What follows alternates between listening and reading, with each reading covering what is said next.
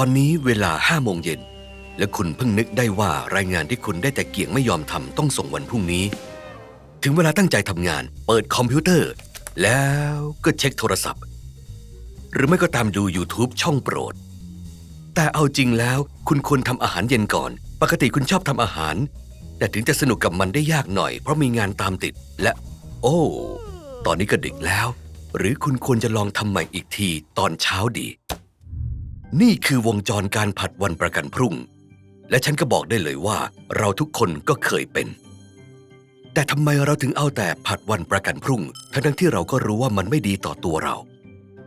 ถ้าจะพูดให้ชัดเจนการแค่ยังไม่ทำบางสิ่งไม่ใช่การผัดวันประกันพรุ่งเสมอไปในการจัดสรรเวลาอย่างมีความรับผิดชอบเราต้องตัดสินใจว่าอะไรสำคัญและอะไรที่รอได้การผัดวันประกันพรุ่งคือการที่เราไม่ยอมทำสิ่งที่เราบอกว่าจะทำอย่างไม่มีเหตุผลทั้งที่รู้ว่าการทำแบบนี้จะส่งผลเสียตามมาแน่นอนว่ามันไม่มีเหตุผลเลยที่เราจะทำอะไรที่ทำร้ายตัวเองแต่ถึงอย่างนั้นการผัดวันประกันพรุ่งก็เกิดจากการที่ร่างกายพยายามปกป้องเราโดยการไม่ยอมทำสิ่งที่เรารู้สึกว่าน่ากลัวตอนที่คุณนึกได้ว่าต้องเขียนรายงานสมองของคุณตอบสนองเหมือนกำลังเจอภัยอะมิกดาลาของคุณซึ่งเป็นกลุ่มเซลล์ประสาทที่เกี่ยวข้องกับการจัดการอารมณ์และการระบุว่าอะไรคือภัยอันตรายหลั่งฮอร์โมนต่างๆเช่นอะดรีนาลีนที่ทำให้เกิดการตอบสนองด้วยความกลัว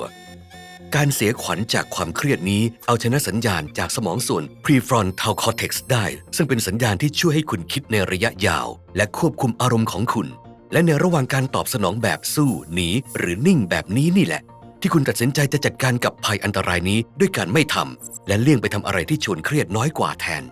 การตอบสนองแบบนี้อาจจะดูสุดขั้วสุดทางเพราะมันเป็นแค่วันกำหนดส่งไม่ใช่ว่ามีหมีมาตบคุณแต่คนเรามักจะผัดวันประกันพรุ่งงานที่ทำให้เราเกิดความรู้สึกในด้านลบเช่นความหวาดหวั่นความรู้สึกไม่ดีพอและความรู้สึกไม่มั่นคง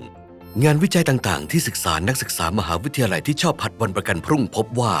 พวกเขาวิจัยมักจะผัดวันประกันพรุ่งงานที่พวกเขารู้สึกว่าเคร่งเครียดหรือยากและเรารู้สึกว่างานยิ่งยากมากขึ้นเมื่อเรายิ่งผลัดงานไปเรื่อยๆในงานวิจัยหนึ่งนักศึกษาจะได้รับแจ้งเตือนให้ไปอ่านหนังสือตลอดช่วงวันถ้าได้รับแจ้งเตือนตอนกำลังอ่านหนังสือ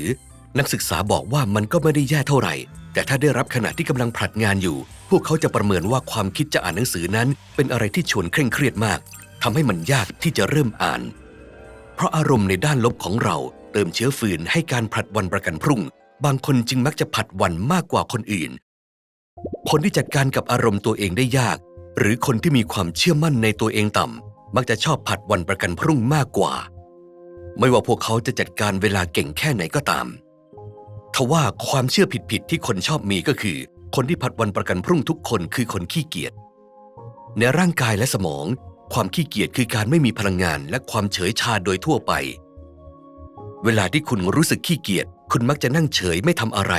มากกว่าที่จะเบี่ยงเบนความสนใจตัวเองด้วยงานที่ไม่สำคัญที่จริงแล้วคนหลายคนผัดวันประกันพรุ่งเพราะว่าพวกเขาใส่ใจมากเกินไป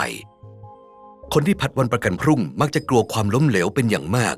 จึงเลี่ยงยังไม่ทำสิ่งต่างๆเพราะกลัวว่าจะทำไม่ได้ตามมาตรฐานที่สูงของตัวเอง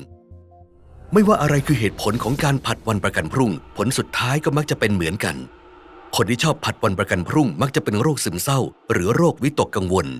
รู้สึกละอายใจตัวเองอยู่เสมอมีความเครียดสูงกว่าปกติและมีอาการป่วยที่เกิดจากความเครียด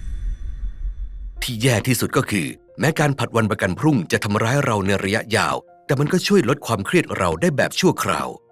เสริมบทบาทเป็นการตอบสนองของร่างกายเพื่อรับมือกับงานที่เคร่งเครียดแล้วเราจะทลายวงจรการผัดวันประกันพรุ่งได้อย่างไรในสมัยก่อนคนเราคิดว่าคนที่ชอบผัดวันประกันพรุ่งจำเป็นต้องฝึกวินัยและฝึกการจัดการเวลาอย่างเข้มงวด